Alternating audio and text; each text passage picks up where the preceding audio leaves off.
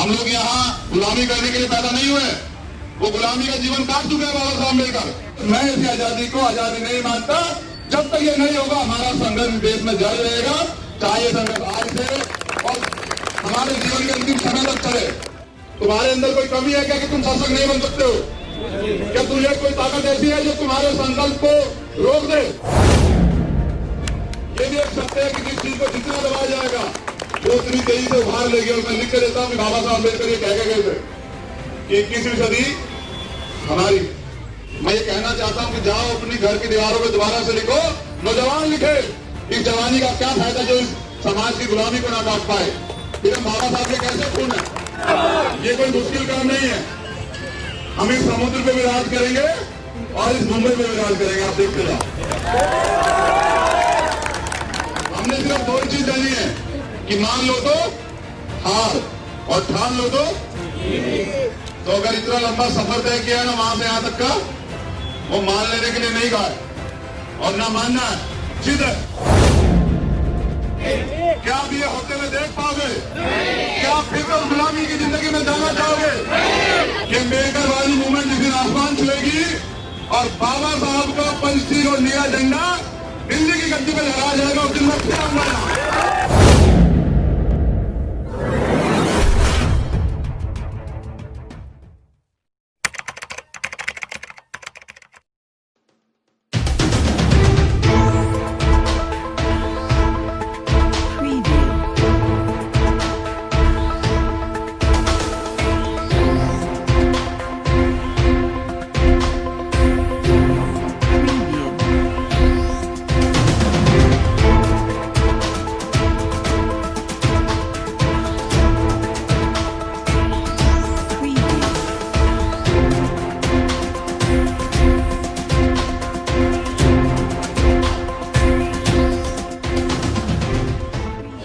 मैं दिल के गहरे से आपका अभिनंदन करता हूँ, धन्यवाद करता हूँ कि आप मुझसे प्यार करते हो।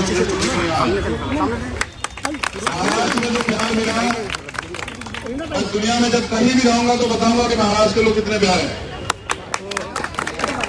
और महाराष्ट्र में जो क्रांति है, मुझे एक बड़ा हौसला महाराष्ट्र से मिला। जब मैं पहली बार भीमा कोरेगांव के लिए आया और तीर्थभूमि जाना चाहता था तो मुझे यहाँ मुंबई में यहाँ की जो वर्तमान उस समय की सरकार थी उन्होंने मुझे यही बंद कर दिया, हाउस अरेस्ट कर दिया और तीर्थभूमि के सामने से अरेस्ट करके ले आए। फिर मैं कोर्ट गया, मैंने कहा कि मैं भीमा कोरेगांव जाना चाहता हूँ तो फिर कोर्ट ने परमिशन नहीं दी। उसके बावजूद भी हम लोग जिद पे अड़े रहे और किसी तरह से हम लोग, क्योंकि बाबा साहब अम्बेडकर का खून है तो हार नहीं मानना सीखा तो हम भीमा कोरेगांव गए। और जब हम लोग भीमा कोरेगांव गए तो मुझे लगा कि ये वो जगह है जहां बाबा साहब अम्बेडकर आया करते थे और ये जगह है जो सदियों तक याद रखा जाएगा। हमारा जो बल था, हमारा जो शौर्य था, गुलामी काटने के लिए जो संघर्ष भीमा कोरेगांव में वो पूरी दुनिया को याद रखा जाएगा। इसलिए मैंने तय किया कि मैं हर बार भीमा कोरेगांव आऊंगा, क्योंकि बाबा साहब अम्बेडकर जाया करते थे। लेकिन लास्ट टाइम मैं जेल में था, एक आंदोलन में संघर्ष की वजह से मैं जेल में होने के कारण नहीं जा पाया। इस बार मौका मिला तो फिर मैं फिर गया। लेकिन कल का जो दिन था वो बहुत अहम था। कल के दिन से पहले मैं एक आंदोलन में गया था जो यही हो रहा है, पंचशील नगर। सब बताओगे तो नहीं पता लगेगा, हमें खुद याद है। पंचशील नगर गया था मैं, हमारी माताएं बहनें बैठी हुई है, 2 साल से ज्यादा समय हो गया आंदोलन कर रही है। और ये बहुत दुखद है कि सरकार उनकी मांग को नहीं मान रही। आंदोलन का रास्ता हमें बाबा साहब अम्बेडकर ने दिया, भारतीय संविधान ने दिया, इसलिए हम लोग आंदोलन करते हैं। वरना ये वो जो खून है जो अपने हकाधिकार छीन के भी लेना चाहता है। और इसके लिए मैंने कहा ना कि हर व्यक्ति का इतिहास होता है, तो हमारा इतिहास है भीमा कोरेगांव। इसलिए मैं आपसे कह रहा हूं कि हम अपने अधिकार छीन के ले सकते हैं, लेकिन बाबा साहब ने लोकतंत्र बनाया, संविधान बनाया और दुनिया में भारत को सम्मान दिया। जिस संविधान को बनाने के लिए यहाँ के उस समय के नेता दुनिया में घूम रहे थे, तो दुनिया में रहने वाले लोगों ने कहा कि आपके यहाँ एक ऐसी शख्सियत है, आपके यहाँ एक ऐसा विद्वान व्यक्ति है, वो चाहे तो दुनिया का संविधान लिख दे, तुम लोग सिर्फ जाति की वजह से उनको नेता मानने से इनकार कर रहे हो। बाबा साहब अम्बेडकर इतने बड़े विद्वान हैं कि पूरे दुनिया का संविधान लिख सकते हैं।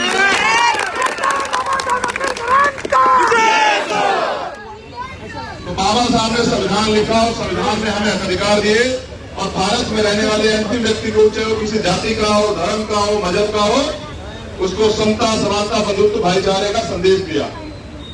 लेकिन दुख इस बात का है कि बाबा साहब की असली औलादे, जिनको आगे बढ़ना बाबा साहब देखना चाहते थे, वो औलाद लड़ तो रही है, लेकिन अपनी जब हकदारी का मामला आता है तो बढ़ जाती है, और जब वो बढ़ जाती है तो जो लोग बहुत थोड़े से लोग हैं उनका वो लोग सत्ता प्रवेश कर जाते हैं।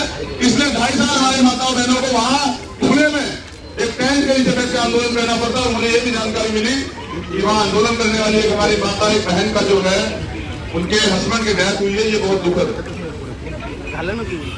मैंने परसों उनसे डॉक्यूमेंट लिए थे, और मैंने परसों रात को काफी रात तक मैंने कल वो दे दिए थे, क्योंकि मैं कोरेगांव गया था, और अगले 3-4 दिन में हम उस पर काम करके हम किसी भी तरीके से बाबा साहब का जो सपना था। लेकिन मैं बहुत जरूरी बात कर रहा हूँ, आपसे समझ आएगी आपको। बाबा साहब ने संविधान में बराबरी के अधिकार दिए, लेकिन बाबा साहब ने यह भी कहा कि संविधान से सामाजिक परिवर्तन तो हो जाएगा, लेकिन जब तक आर्थिक परिवर्तन नहीं होगा, जब तक इस देश की धरती का, धन का राष्ट्रीयकरण नहीं होगा, और वो बराबरी का अधिकार में हमारे लोगों में नहीं बांटी जाएगी, तब तक हमारे लोग गरीबी नहीं दूर होगी। आज मैं जब मुंबई में घूम रहा था तो मैंने देखा कि एक खोली में 3-3 परिवार रहते हैं, और कैसे कैसे वो सोते हैं, कैसे कैसे वो अपना समय पास कर रहे हैं। ये कोई जीवन नहीं है।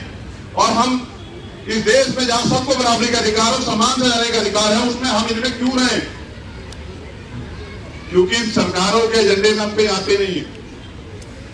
ये सरकार अपने मतलब के हिसाब से यूज करती है। जब तक चुनाव नहीं होते तब तक ये हमें तमाम तरह के वादे करते, तरह के हमसे जो है लुभावनी बातें करते, तमाम तरह के जो है हमको लालच दिए जाते हैं। जैसे चुनाव खत्म हो जाता है तो इनके एजेंडे में से 5 साल के लिए हम लोग खत्म हो जाते हैं। मुझे खुशी इस बात की होती है कि अम्बेडकरवादी मूवमेंट अगर पूरे देश में कहीं है, दुनिया में कहीं है, जिसमें जितनी हिस्सेदारी महिलाओं पुरुषों की है, उससे ज्यादा हिस्सेदारी हमारी बहनों की, हमारी माताओं की है, हमारी महिलाओं की है। तो बाबा साहब के सपने को अगर कहीं सबसे मजबूती ज्यादा मिल रही है तो वो यहाँ मिल रही है। लेकिन वहीं जहां हम इस देश में, महाराष्ट्र में तो अम्बेडकरवादी मूवमेंट के लोग बाबा साहब के सपने को सबसे पहले पूरा करते। मुझे दुख के साथ कहना पड़ रहा है कि यहाँ हम सबसे पीछे, यहाँ हमारा राजनीतिक वजूद ही नहीं है, यहाँ हम किसी चैनल में फिट होते नहीं है। और मुझे लगता है कि अगर ये ज्यादा दिन चला तो हमें हर एक चीज के लिए सरकार से और इन लोगों से हाथ फैलाने पड़ेगा। और मैं ये नहीं चाहता कि बाबा साहब डॉक्टर भीमराव अम्बेडकर का जो खून है वो किसी के आगे हाथ फैलाए। हम लोग यहाँ गुलामी करने के लिए पैदा नहीं हुए, वो गुलामी का जीवन काट चुके हैं बाबा साहब अम्बेडकर। अगर अब भी हम यहाँ गुलामी का जीवन व्यतीत करते हैं तो इसमें दोष हमारा है। आप समझते हैं, एक बाबा साहब अम्बेडकर और पूरी ब्राह्मणवादी मनवादी व्यवस्था, और एक बाबा साहब अम्बेडकर को नहीं रोक पाई। लेकिन उनके साथ उनका संकल्प था, उनका समर्पण था, उनका कम्युनिटी के प्रति जो उन्होंने कमिटमेंट किया था वो था, और इस देश से जो उनका प्यार था, समर्पण था, वो था। क्या हमारे लोगों में समर्पण की भावना कम हो गई है? क्या हमारे लोगों में समर्पण की भावना खत्म हो गई है? क्या हमारे लोगों में बाबा साहब के त्याग, बलिदान, संघर्ष को भुलाने की भावना ज्यादा मजबूती से पैदा हो गई है, या उनके त्याग, बलिदान, संघर्ष को आगे बढ़ाने की भूमि जो हमारी अभिलाषा है वो खत्म हो गई? ये हमें सोचना पड़ेगा। जय भीम के हम लोग नारे लगाते हैं, बहुत अच्छी बात है, लेकिन जय भीम, असली जय भीम तब होगा जब इस देश में रहने वाले अंतिम व्यक्ति को भी बराबर के अधिकार मिलेंगे। जब उसका जीवन भी ऐसा होगा जैसे यहाँ अडानी अंबानी का जीवन है। अगर ऐसा नहीं होता है तो ये आजादी अधूरी, और मैं इस आजादी को आजादी नहीं मानता। जब तक ये नहीं होगा हमारा संघर्ष देश में जारी रहेगा, चाहे ये संघर्ष आज से और हमारे जीवन के अंतिम समय तक चले। लेकिन मुझे महाराज से जो प्यार मिलता है ना, जो एनर्जी मिलती है, उसे मैं पूरी पिछली बार के जाने के बाद और अब भी मैं उसे सारे लोगों के बीच भेजता हूं, उसको डिलीवर करता हूं। ये कहता हूं कि अगर सीखना है तो महाराज से सीखो कि कैसे अम्बेडकरवादी मूवमेंट जो है घर घर तक है। हमारे बच्चों के, हमारी माताओं के, बहनों के, हमारे बुजुर्गों के दिलों में है। लेकिन अगर मैं ये कहूं कि अगर सीखना हो कि कैसे अपने लोग मिलकर सत्ता में नहीं आ सकते, ये भी महाराष्ट्र से सीखे कि कैसे हमारे लोग दूसरों का झंडा उठा के दूसरों को नेता बनाते रहेंगे और एक समय वो आएगा कि फिर अपने काम के लिए उनके आगे हाथ फैलाते रहेंगे। क्या कभी मांगने वाला समाज के लोग खड़े पूरी ईमानदारी से बताया नौजवान, क्या कभी मांगने वाले लोग शासक बन सकते हैं क्या? तुम्हारे अंदर कोई कमी है क्या कि तुम शासक नहीं बन सकते हो? क्या तुझे कोई ताकत ऐसी है जो तुम्हारे संकल्प को रोक दे? दुनिया में कोई चीज नामुमकिन नहीं है। अगर नामुमकिन है तो बस आपकी सोच अगर आप तय कर लें, क्योंकि बाबा साहब अम्बेडकर कहते थे, मैं 2 दिन से इस लाइन को कह रहा हूं और आज यहां भी कहूंगा, ये नौजवानों के लिए, सिर्फ नौजवानों के लिए, चाहे वो हमारी बहनें हो या हमारे युवा भाई हो, कि जीवन जीना कोई बड़ी बात नहीं है। बड़ी बात यह है कि जीवन को स्वाभिमान से जीना और सम्मान से जीना। जानवर भी अपना जीवन जीता और अपने लिए जीता है, लेकिन तुम्हें पता है कि अगर जानवरों में भी जिनको फीमेल कहा जाता है, जिनको पशुओं में भी मां जिनको कहा जाता है, जो इनसे जो जननी होती है, वो भी अपने हिस्से का जो है ना, अपने हिस्से का खाना अपने बच्चों के लिए छोड़ती है, अपने आप गीले में रहती है, अपने बच्चों को सूखे में रहती। तो ऐसी माओ को, ऐसी बहनों को और इस समाज की नारी को क्यों ना हम लोग सलाम करें, क्यों ना सलूट करें, क्यों ना उनका अभिनंदन करें, क्यों ना साधुवाद करें। और उनको, क्योंकि मां सावित्रीबाई फुले तो थी जिन्होंने इतना अपमान सह के भी हमें पढ़ने की तरफ प्रेरित किया। वो राष्ट्रपिता ज्योतिबा फुले तो थे जिन्होंने उस समय में अपने परिवार के खिलाफ जाके इस आंदोलन को आगे बढ़ाया और 18 स्कूल खोले। आज हमारे लोग पिछले 70 साल की आजादी में जब से संविधान आया है आगे निकलने का प्रयास कर रहे हैं, लेकिन ये जो गैर बराबरी का आधारित व्यवस्था है, जिसमें जाति की वजह से हमें तमाम तरह के उत्पीड़न पूरे देश दुनिया में सहने पड़ते हैं, उस व्यवस्था में अभी कोई ज्यादा कमी नहीं आई। वो व्यवस्था आज लोग कहने लगे हैं, आज एक तो सत्य हुआ है, महाराष्ट्र का तो मुझे नहीं पता, लेकिन पूरे देश में एक कामयाबी तो मिली है कि पहले शेड्यूल कास्ट के लोगों को, शेड्यूल ट्राइब के लोगों का सामाजिक बहिष्कार हो जाता था। पढ़ा आपने सुना कभी? सामाजिक बहिष्कार, पूरे गांव का बहिष्कार। आज ये घटनाएं गिनी चुनी मिलती है, क्योंकि आज का जो शेड्यूल कास्ट, शेड्यूल ट्राइब का व्यक्ति है, जो बैकवर्ड का, माइनॉरिटी का व्यक्ति है, वो अपने स्वाभिमान के लिए लड़ता है। ये स्वाभिमान दिया हमें बाबा साहब अम्बेडकर ने।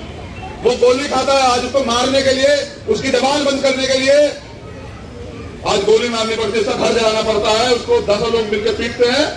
आज का जो बाबा साहब अम्बेडकर का खून है वो दबने वाला नहीं। ये भी एक सत्य है कि जिस चीज को जितना दबाया जाएगा वो उतनी तेजी से उभार लेगी। और मैं लिख के देता हूं कि बाबा साहब अम्बेडकर ये कह के गए थे कि 21वीं सदी हमारी, किसकी 21वीं सदी?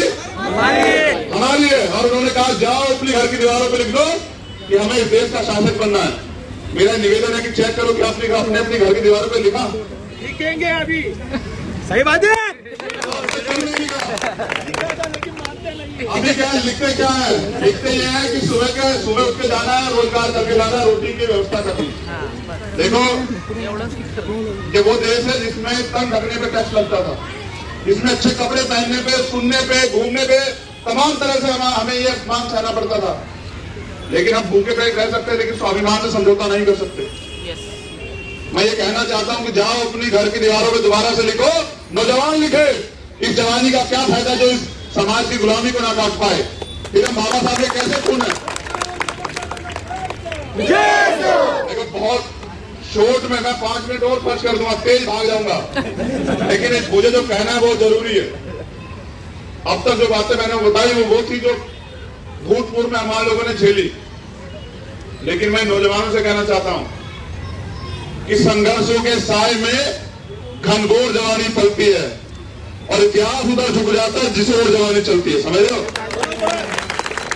अगर जीते जी हम लोग बाबा साहब अम्बेडकर के मिशन को पूरा ना कर पाए तो हमारा जीना बेकार, बर्बाद। और अगर जीते जी हम बाबा साहब अम्बेडकर के मिशन को पूरा करते तो मैं तुम्हें कह देना चाहता हूं, बाबा साहब अम्बेडकर ने कहा था कि जो कौम अपना इतिहास नहीं जानती वो कभी इतिहास नहीं लिख सकती।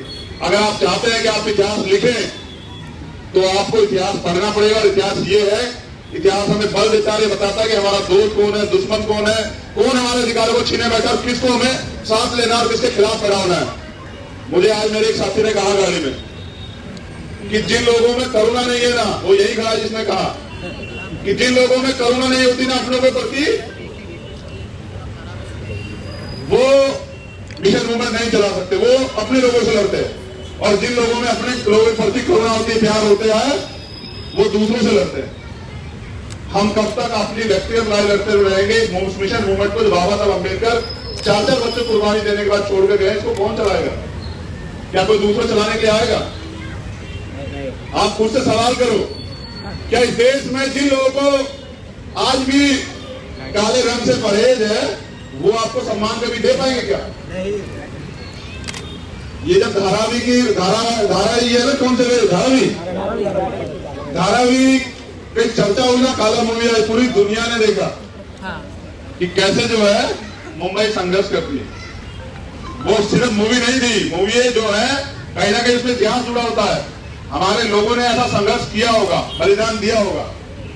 अब लड़ाई बहुत महत्वपूर्ण है। एक तरफ वो व्यवस्था है जो हमारे अधिकारों को कुचल देना चाहती है, और एक तरफ वो व्यवस्था है जो इस देश में रहने वाले अंतिम व्यक्ति को बराबर का अधिकार देती है, और वो है बाबा साहब अम्बेडकर की अम्बेडकरवादी व्यवस्था, अम्बेडकरवादी मिशन, अम्बेडकरवादी मूवमेंट। और मैं मानता हूं और मैं चाहता भी हूं कि पूरी दुनिया में महाराष्ट्र का डंका जो है, अभी तो मुंबई को आर्थिक राजधानी कहा जाता है, मैं वो दिन देखना चाहता हूं कि जिस दिन मुंबई को बाबा साहब की राजधानी कहा जाए। ये कोई मुश्किल काम नहीं है। हम इस समुद्र पे भी राज करेंगे और इस मुंबई पे भी राज करेंगे, आप देखते जाओ। हमने सिर्फ 2 चीज जानी है कि मान लो तो हार और ठान लो तो अगर इतना लंबा सफर तय किया है ना वहां से यहां तक का, वो मान लेने के लिए नहीं कहा है, और ना मानना है, जिद है कि अपने जीवन में जीते जी बाबा साहब अम्बेडकर का सपना पूरा करना है। और उस सपने से कम कुछ नहीं चाहिए। इस देश की शासन सत्ता में बाबा साहब अम्बेडकर के बच्चों को बिठाना है, उससे कम कोई समझौता नहीं है। डॉक्टर बाबा साहब अम्बेडकर 2 मिनट बाकी है, चलेंगे भाई चलेंगे। फ्लाइट, अरे मुंबई जाएगी तो फ्लाइट ही रुक जाएगी। देखो ये हमारे लोगों को ये मुझे बता रहे कि हमारे लोग कितने कमजोर है, हमारे वजह से फ्लाइट नहीं रुकेगी। तुम चिंता मत करो, एक समय आएगा कि हम फ्लाइट नहीं खड़ी करवा देंगे। देखिए मैं कहना चाहता हूं कि बाबा साहब अम्बेडकर ने हमें पढ़ने का अधिकार दिया। मैं ये भी चाहता हूं कि जो आप पढ़ रहे हैं वो धरातल पे भी दिखना चाहिए, और धरातल पे दिखना चाहिए कि अगर कोई महाराष्ट्र आए तो यहाँ से ये सीख के जाए कि किस तरह अपने दम पे इस शोषित वंचित समाज ने अपने हक इकट्ठा हुए खुद और अपने हक अधिकारों की तरह छीन के लिया। बाकी ये सरकारें चाहे पिछले वाली सरकार हो या वर्तमान की हो, जैसा मुझे परसी नगर के आंदोलन से पता लगा कि जैसे श्रम सारे हटाए जा रहे हैं, मुझे इनसे भी उम्मीदें खत्म होती जा रही कि हमारे लोगों का भला करेंगे। मैं बस ये कहना चाहता हूं अपनी बात को खत्म करते हुए कि इस देश की सुरक्षा, भारतीय संविधान की सुरक्षा और अपने हक अधिकारों की सुरक्षा आपके भरोसे। वो कहते हैं ना कि अब तुम्हारे हवाले नहीं सर, वतन तो है पहले से, अब तुम्हारे हवाले मिशन साथियों। मिशन वही है जो बाबा साहब अम्बेडकर चाहते थे, समझ रहे ना? वतन तो हमारा है, इस वतन के लिए हमारे लोगों ने कुर्बानियां दी है, तब ये देश आजाद हुआ है। और ये देश इसलिए जो है आगे बढ़ पाया क्योंकि बाबा साहब अम्बेडकर का लिखा संविधान है। लेकिन आज कुछ ताकतें संविधान को कुचलना चाहती हैं। तो मैं अपने नौजवानों से कहना चाहता हूं, अपनी माताओं बहनों से, कि बाबा साहब अम्बेडकर ने कहा था ये आपके लिए कि मुझे मेरे बच्चों मरा हुआ मत समझना, जब तक भारतीय संविधान जिंदा है मैं जिंदा। आप भारतीय संविधान को मरने मत देना। क्या आप चाहते हैं कि भारतीय संविधान मर जाए? क्या आप ये होते हुए देख पाओगे? क्या फिर तुम गुलामी की जिंदगी में जाना चाहोगे? तो फिर आप ये भी तय कर लो कि वो कहने से नहीं मिलेगा, उसके लिए संघर्ष करना पड़ेगा। और मैं इस बात की गारंटी देता हूं कि मैं यही इसी धरती में, चंगूर की धरती में, इसी धरती में खड़ा होकर एक और बार ऐलान करूंगा, जिसे अम्बेडकरवादी मूवमेंट अरे यार इस दुनिया में हेलो देखो ये अम्बेडकरवादी मूवमेंट के बीच यही लोग बीच के लोग आ जा रहे हैं।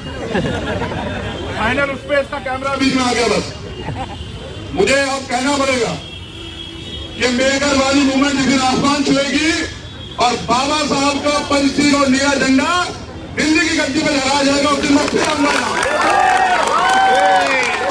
लेकिन मेरा एक निवेदन है, अगली बात मैं कह देता हूं कि बाबा साहब अम्बेडकर ने कहा कि मुझे मूर्तियों में ढूंढने की जरूरत नहीं है, मैं किताबों में हूं। हमने बाबा साहब की वॉल्यूम नहीं पढ़ी इसलिए हमारा मिशन पीछे, हमने बाबा साहब का लिखा संविधान नहीं पढ़ा है इसलिए हमारा मिशन पीछे है। और जो लोग नहीं बिकते उनकी तस्वीरें बिकते हैं, इसका प्रमाण है बाबा साहब डॉक्टर भीमराव अम्बेडकर। उनकी तस्वीरें बिकती है, मगर मैंने देखा कि महाराष्ट्र में तस्वीरों का बड़ा क्रेज है, तस्वीर खेल करने का और तस्वीर लेने का। मैं ये कहना चाहता हूं कि तस्वीरों से सब लड़ाई नहीं लड़ जाएगी। जितना आप अधिकार चाहते हो उतनी बड़ी कुर्बानी लेनी पड़ेगी।